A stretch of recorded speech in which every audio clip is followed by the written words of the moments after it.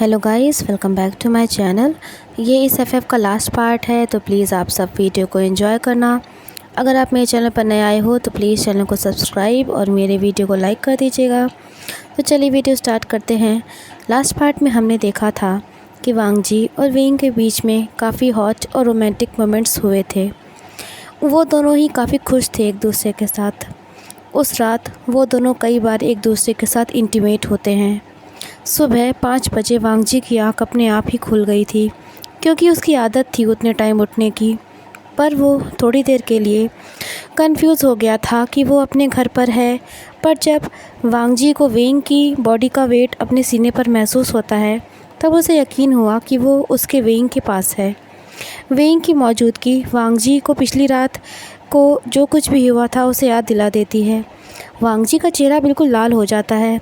वो जब थोड़ा सा ऊपर उठता है तो उसे वेंग के होंठ, उसकी आंखें, उसकी सांसें सब महसूस हो रही थी, दिख रही थी। वांगजी अपने वेंग को बहुत प्यार से टच करने लगता है। उसे यकीन हो जाता है कि वो सब एक सपना नहीं था बल्कि हकीकत थी। उसका वेंग उसके पास था। तभी अचानक से वेंग की आँख खुल जाती है। वो कहता है, अर काका, तुम इतनी जल्दी क्यों उठ गए? वांगजी कहता है, वेंग, मुझे घर जाना है और काम पर जाने से पहले अपने कपड़े भी चेंज करने हैं। वेंग ये सुनते ही वांगजी को टाइटली हग कर लेता है और कहता है, नहीं, प्लीज़ मेरे पास रहो। वांगजी कहता है, वेंग, मैं भी यही चाहता हूँ, पर मुझे जाना ही होगा और मुझे नहाना भी तो है।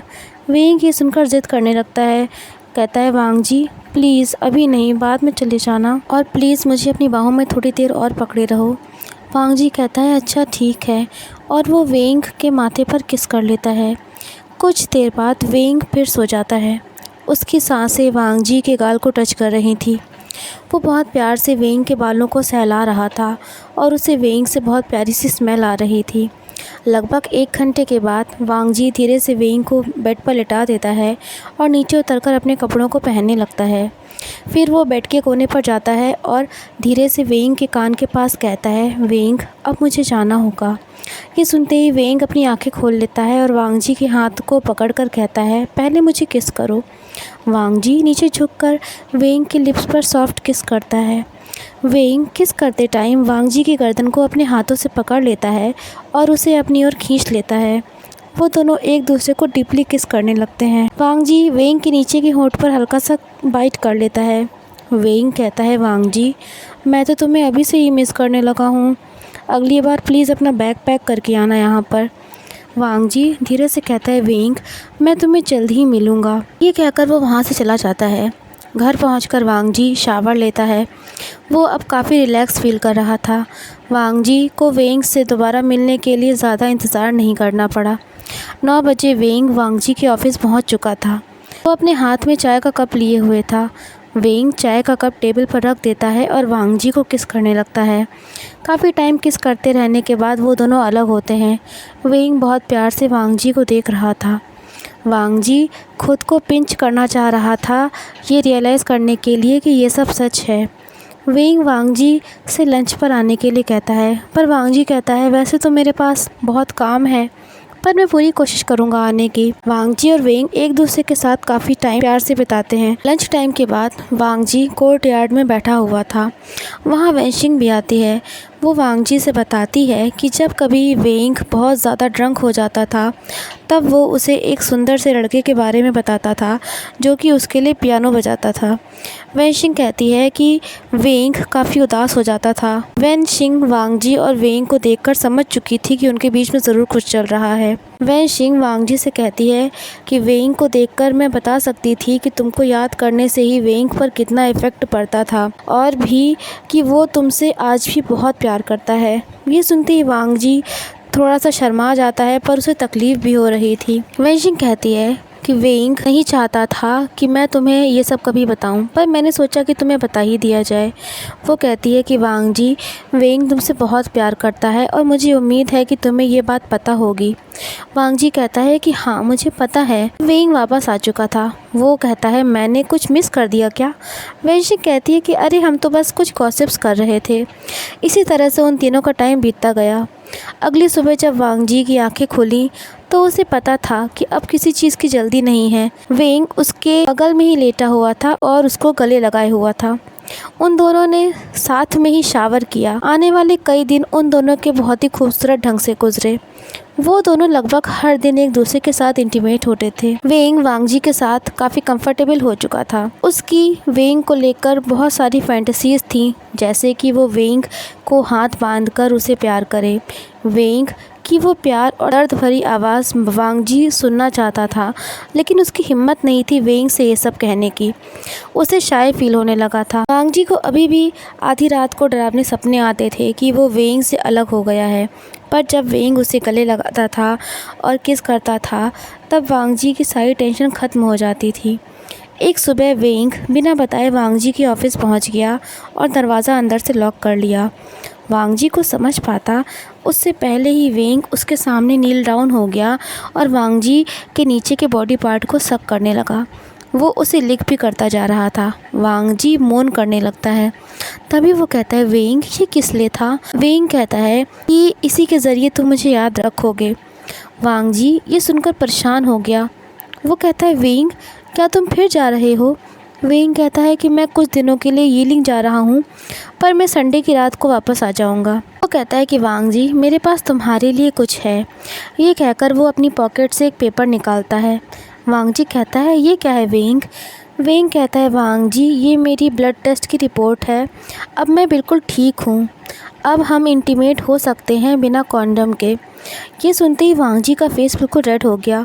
वेंग कहता है, वांगजी मैं तुम्हें बहुत मिस करता हूँ और मैं तुम्हें बहुत ज़्यादा मिस करूँगा। और फिर वो वांगजी को किस करने लगता है। उसके बाद वेंग चला जाता है, पर वांगजी का दिल बेचैन था ये सोचकर कि अब उसे वेंग से दूर रहना पड़ेगा। तभी कुछ ही देर बाद वहाँ जियांग चंग आ गया। वो गुस्से में अपना हाथ टेबल पर पटक देता है। वांगजी चौंक जाता है। वो कहता है, जियांग वैनियन मैं तुम्हारी क्या हेल्प कर सकता हूँ? जियांग चंग कहता है कि तुम कर क्या रहे हो मेरे भाई के साथ? वांगजी कुछ भी समझ नहीं पा रहा था। जियांग चंग कहता है, ज़्यादा भोले बनने की कोशिश मत करो। मुझे सब पता है कि तुम मेरे भाई की लाइफ में दोबारा आ गए हो और मुझे ये नहीं पसंद है। वांगजी कहता है कि जियांग चंग तुम्हारा इस सब से कोई मतलब नहीं है। जियांग चंग कहता है, क्यों मतलब क्यों नहीं है? तुम्हारे लिए मेरा भाई रोया है। 1 महीने तक वेंग रोता रहा, जहाँ सिर्फ मैं ही उसे देख सकता था। वो कहता है कि वेंग खाना नहीं खाता था। उसने अपना 1 साल सिर्फ दुख तकलीफ़ में बिताया और वांगजी तुम कहते हो कि मेरा कोई मतलब नहीं है इससे? वांगजी लड़खड़ाती हुई आवाज़ में कहता है कि मैं वेंग को कभी हर्ट नहीं करना चाहता था। जियांग चंग बहुत ज़्यादा गुस्से में था। वो कहता है, वांगजी तुमने वेंग को हर्ट किया। तुम्हें पता भी है किसी अपने को ऐसी हालत में देखकर कैसा फील होता है? वांगजी कुछ भी नहीं बोल पाया। जियांग चंग कहता है कि ऐसा लगता था जैसे कि वेंग गायब हो गया हो। वो बात ही नहीं करता था किसी से। मुझे तो लगता था कि क्या मैं वेंग को दोबारा कभी देख भी पाऊँगा। वांगजी बहुत ज़्यादा दुखी हो गया था ये सब सुनकर। जियांग चंग कहता है, वांगजी और अब तुम उसकी लाइफ में वापस आ गए हो फिर से एक बार? वो कहता है कि मुझे पता है कि वेंग अभी बहुत खुश है, लेकिन वांगजी क्या तुम्हें लगता है कि ये ज़्यादा दिन तक रहेगा? वांगजी तुम्हारे एटीट्यूड है कि तुम वेंग को बहुत खुश रख सकते हो। वांगजी कहता है कि मैं पूरी कोशिश करूँगा। जियांग चंग कहता है, वांगजी ऑफ कोर्स तुम्हें ये करना ही होगा, वरना मैं कसम खाता हूँ कि तुम्हें अपने हाथों से मार डालूँगा। वो कहता है कि वांगजी मैं तुम्हें लाइक नहीं करता, पर वेंग तुमसे बहुत ज़्यादा प्यार करता है और इसके लिए मुझे तुम्हारे साथ ज़बरदस्ती बना करके चलना भी पड़े तो मैं करूँगा। लेकिन अगर तुमने वेंग इससे पहले कि जियांग चंग अपना सेंटेंस पूरा कर पाता, वांगजी कहता है कि अगर मैंने वेंग को हर्ट किया तो मैं अपनी जान ले लूँगा। काफ़ी देर तक वो दोनों एक दूसरे को घूरते रहे। फिर जियांग चंग वहाँ से चला जाता है। संडे की रात वेंग गुसू वापस पहुँच गया। उस रात काफ़ी बारिश हो रही थी। वो अपना कोट वांगजी के अपार्टमेंट के बाहर ही निकाल देता है और वांगजी वेंग की भीगी पलकों को किस करने लगता है। वेंग कहता है, वांगजी मैं डिनर लेकर आया हूँ, लेकिन ये स्पाइसी नहीं है। तभी वो कहता है, वांगजी सब ठीक तो है ना? तुम उदास क्यों लग रहे हो? वांगजी कहता है कि तुम्हारे जाने के बाद तुम्हारा भाई जियांग चंग आया था यहाँ पर। ये सुनते ही वेंग पूरी तरह से फ्रीज हो जाता है। वो गुस्से में कहता है, वांगजी जियांग चंग ने तुमसे क्या कहा? वांग जी वेइंग को ऐसे देखकर थोड़ा चौंक जाता है।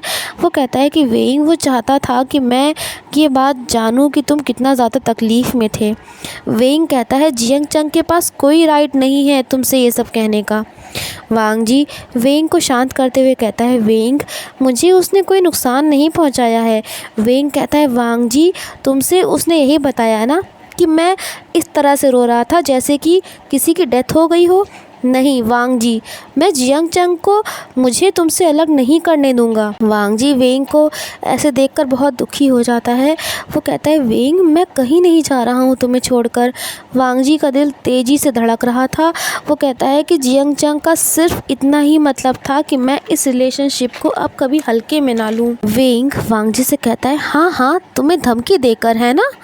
वांग जी वेइंग को समझाता है और कहता है कि जियांग चंग तुम्हारी केयर करता है। वेइंग, मैंने सच में तुम्हें हर्ट किया है। वेइंग की आंखों में आंसू आ जाते हैं। वो कहता है, वांग जी तुम्हारी इस सब में कोई गलती नहीं है, मैंने तुम्हें हर चीज़ के लिए माफ़ किया। वांग जी, लेकिन मैं खुद को नहीं माफ़ कर सकता। वो कहता है, वांग जी अगर मैंने ज़िद ना की होती और 12 साल पहले तुम्हें कॉल कर लिया होता तो ये सब कभी होता ही नहीं। वांग जी कहता है, वेइंग, इस सब में तुम्हारी कोई गलती नहीं है। वेइंग का दिल रो रहा था वेइंग को ऐसे रोते हुए देखकर। वो कहता है कि वेइंग, तुम्हारा दिल टूट गया था क्योंकि मैंने तुम्हें छोड़ दिया था। वेइंग कहता है, वांग जी तुम्हारे अंकल ने तुम्हारा किडनैप कर लिया था, वो तुमको मुझसे दूर ले गए और अब जियांग चंग तुम्हें मुझसे दूर करने की कोशिश कर रहा है। वांग जी कहता है कि वेइंग, मैं तुम्हें छोड़कर कहीं नहीं जाऊंगा। कुछ देर के लिए पूरा रूम शांत हो गया। वेइंग बहुत ज़्यादा इमोशनल था, उसकी आंखें भीगी हुई थी, आंसू निकल रहे थे। वो भीगी हुई आंखों से वांग जी की ओर देखे जा रहा था। वो कहता है, वांग जी मुझसे कहो कि तुम मुझे चाहते हो, मुझसे कहो कि मैं तुम्हारा हूँ और मुझे दिखाओ। ये सब सुनकर वांग जी की पूरी बॉडी हॉट हो जाती है। वो वेइंग की नेक को अपने हाथ से पकड़ लेता है और उसे पैशनेटली किस करने लगता है। वेइंग की बॉडी कांप रही थी। वांग जी वेइंग को बहुत रफली किस करने लगता है। वेइंग मौन कर रहा था। वांग जी वेइंग की नेक को पीछे की ओर झुका लेता है ताकि वो उसके माउथ में अपनी टंग डालकर किस कर सके और फिर वो वेइंग के कान पर हल्का सा काट लेता है। वांग जी वेइंग के कान के पास विस्पर करते हुए कहता है, वेइंग, तुम चाहते हो ना कि मैं तुम्हें अपना बना लूँ। वेइंग कहता है, हाँ हाँ, मैं यही चाहता हूँ। वांग जी कहता है कि अपने शब्दों को मार्क करना। ये सुनते ही वांग जी की पूरी बॉडी हॉट हो चुकी थी और वो वेइंग को रफली किस करने लगता है। वो वेइंग को अपनी गोद में उठाकर बेडरूम में ले जाने लगता है। बेडरूम में जाकर वांग जी वेइंग को बेड पर लिटा देता है। फिर वो वेइंग के ऊपर आकर उसके दोनों हाथों को वेइंग के पीछे पिन कर देता है। वांग जी वेइंग को रफली किस करने लगता है। वो वेइंग के नीचे के होंठ को सक करता जा रहा था और फिर उसे हल्का सा बाइट कर लेता है। वेइंग कुछ बोलना चाह रहा था, वांग जी उसे चुप करा देता है और वेइंग को डीपली और पैशनेटली किस करने लगता है। वांग जी वेइंग के सारे कपड़े निकाल देता है। वेइंग अब पूरी तरह से नेकेड था। उसे ऐसे देखकर वांग जी की आंखों में जुनून सा सवार हो जाता है। वांग जी अपना एक हाथ वेइंग के सीने पर रख देता है और अपनी फिंगर्स से कॉलर बोन को दबाने लगता है और नीचे झुककर वेइंग की लोअर बॉडी पार्ट के उस पार्ट को अपने हाथ से पकड़ लेता है। वांग जी उस बॉडी पार्ट को रफली रब करता जा रहा था और वेइंग की आंखों में देखे जा रहा था। वेइंग के हाथ अभी भी उसके सर के ऊपर ही थे। उसे ऐसे देखकर वांग जी की पूरी बॉडी हॉट हो गई और वो अराउजल फील करने लगा। वो थोड़ी देर के लिए वेइंग से अलग होता है और अपने कपड़े निकाल देता है और उन्हें ज़मीन पर फेंक देता है। वांग जी फिर से वेइंग के ऊपर आ जाता है और उसे बहुत ज़्यादा पैशनेटली किस करने लगता है। वो वेइंग की गर्दन को अपनी टंग से पहले लिक करता है, फिर उस पर हल्का सा बाइट कर लेता है। वेइंग ने अपने दोनों लेग्स वांग जी की कमर के अराउंड रैप कर रखे थे। वो वांग जी की पीठ पर अपने नाखून चुभा देता है। इससे वांग जी की बॉडी में करंट सा दौड़ जाता है। वांग जी एक बार फिर वेइंग के दोनों हाथों को पकड़कर उसे रफली और पैशनेटली किस करने लगता है। तभी वो साइड में रखे नाइट स्टैंड पर से कॉन्डम उठा लेता है। वांग जी और वेइंग दोनों का ही वो बॉडी पार्ट काफ़ी अराउज हो चुका था। वांग जी वेइंग के दोनों लेग्स के बीच में आकर उसके उस बॉडी पार्ट को सक करने लगता है। तभी वेंग हाँफते हुए कहता है, लज्जा मैं तैयार हूँ, प्लीज़ मुझे प्यार करो, अब मैं और वेट नहीं कर सकता। वांग जी एक पल के लिए वेंग के चेहरे को बहुत प्यार से देखता है। उसकी आंखों में आंसू आ गए थे। वांग जी वेंग के लेग्स के बीच में बैठ जाता है और अपने उस बॉडी पार्ट को वेंग के अंदर इंसर्ट करने लगता है। वेंग मौन कर रहा था। वांग जी ने वेंग को बहुत टाइटली पकड़ रखा था। वो जल्दी जल्दी अपने उस बॉडी पार्ट को वेंग के अंदर इंसर्ट करता जा रहा था। अब उसने वेंग के हाथों को छोड़ दिया और उसके बालों को पकड़ लिया। वेंग मौन कर रहा था और कहता जा रहा था, वांग जी प्लीज़ मुझे अपना बना लो, प्लीज़ मुझे और प्यार करो। तभी वांग जी बेड पर बैठ जाता है और वेंग को अपनी गोद में बैठा लेता है। वेंग ने अपनी गर्दन पीछे कर ली थी और वांग जी उसे किस करता जा रहा था। वांग जी वेंग के साथ लव मेकिंग कर रहा था। तभी वो वेंग का वो बॉडी पार्ट अपने हाथ में पकड़ लेता है और उसे रब करने लगता है। वेंग बहुत अच्छा महसूस कर रहा था। वेंग का वांग जी के हाथों में ही रिलीज़ हो जाता है। वांग जी अपना बॉडी पार्ट अभी भी वेंग के अंदर इंसर्ट करता जा रहा था। फाइनली वांग जी का भी रिलीज़ हो जाता है। वेंग और वांग जी दोनों की बॉडी कांप रही थी। वांग जी वेंग को बेड पर लिटा देता है और उसकी गर्दन के पास बाइट कर लेता है।